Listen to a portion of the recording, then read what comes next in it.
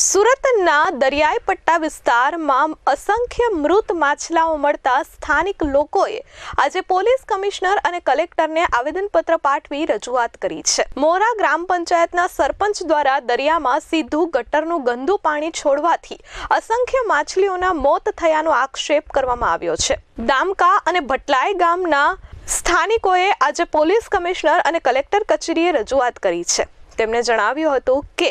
દરિયામાં અનટ્રીટેડ પાણી છોડવામાં આવે છે, જેના કારણે અસંખ્ય માછલાઓના મોત થયા છે અને આ મોતના કારણે રોગચાળો ફેલાવવાની ભીતિ છે।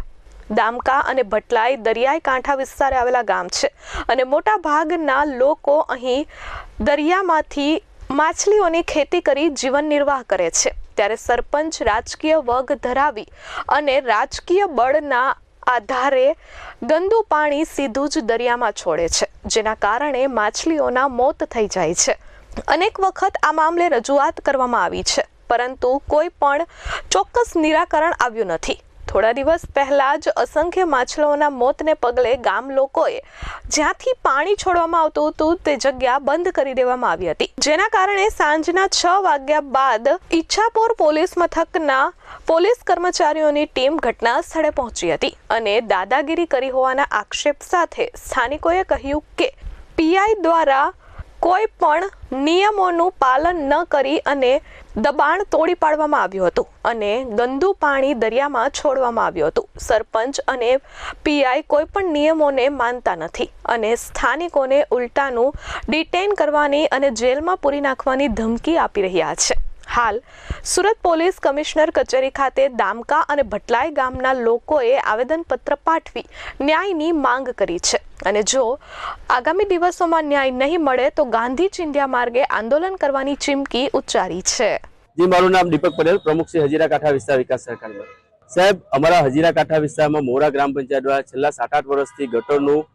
ગેરકાયદેસર અનટ્રીટેડ પાણી સીધું દરિયામાં છોડવામાં આવી રહ્યું છે, જેના કારણે હજીરા કાંઠા વિસ્તારના મોરા અને ખાસ કરીને દામકા વાસવા ભટલાઈમાં જે દરિયાઈ પટ્ટીનો વિસ્તાર છે એમાં આ ગંદા ગટરના પાણી છોડવાથી લાખો અને હજારો માછલા મળી રહ્યા છે। આ બાબતે અમે છેલ્લા 4-5 વર્ષથી સતત લેખિત રજૂઆત કરી રહ્યા છીએ, છતાં અમારું કોઈ પણ પ્રકારનું પરિણામ આવ્યું નથી। સાહેબ, દુઃખ સાથે કહેવું પડે છે, આ બાબતે સરકારના અધિકારીઓ દ્વારા બંધ ન કરતા અમે ગામ લોકોએ સ્વેચ્છાએ જાતે જઈને બંધ કર્યું હતું, જેના કારણે મોરા ગામના સરપંચ દ્વારા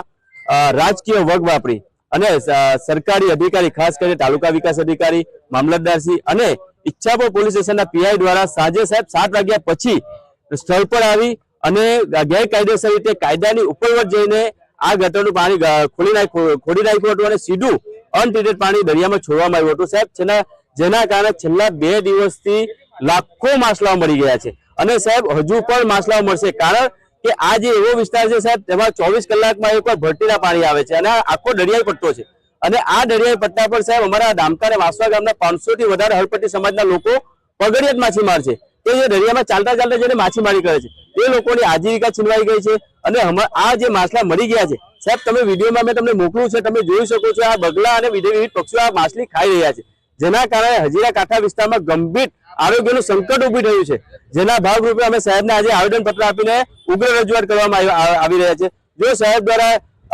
આ જે પીઆઈ સાહેબ કડકમાં કડક પગલાં લેવામાં નહીં આવશે તો આગામી દિવસે અમે ગાંધી ચિંધ્યા માર્ગે આંદોલન કરીશું અને નેશનલ ગ્રીન ટ્રિબ્યુનલમાં જઈને કાયદેસર કોર્ટ કાર્યવાહી પણ કરીશું। વાત કરીએ તો સ્થાનિક પોલીસ ત્યાં હાજર આવી, એમાં શું થયું સાહેબ? સ્થાનિક પોલીસ વાળાઓએ જે પીઆઈ સાહેબ આવ્યા હતા, અમે તે પીઆઈ સાહેબને અમે મામલતદાર સાહેબ કાગળ આપવામાં આવ્યો હતો, તો મામલતદાર સ્પષ્ટ લખ્યું હતું ટીડીઓ સાહેબને કે ભાઈ તમારે સ્થળ પર જઈને 2 દિવસમાં રિપોર્ટ સબમિટ કરવાનો છે, નહીં કે તોડવાનું। પણ પીઆઈ સાહેબ આ બધી કાર્યની ઉપરવટ જઈને પીઆઈ સાહેબ તમે વિડીયોમાં જોઈ શકો તો એમ કહે છે કે ભાઈ તમે જે કામગીરી કરવા આવ્યા છે તમે આ ફટાફટ તોડીને ચાલ્યા જાઓ અને જો આ તોડવામાં કોઈ અટકાવશે ગામ લોકો તમે તાત્કાલિક એ લોકોને ડિટેન કરી જેલમાં નાખી દઈશું।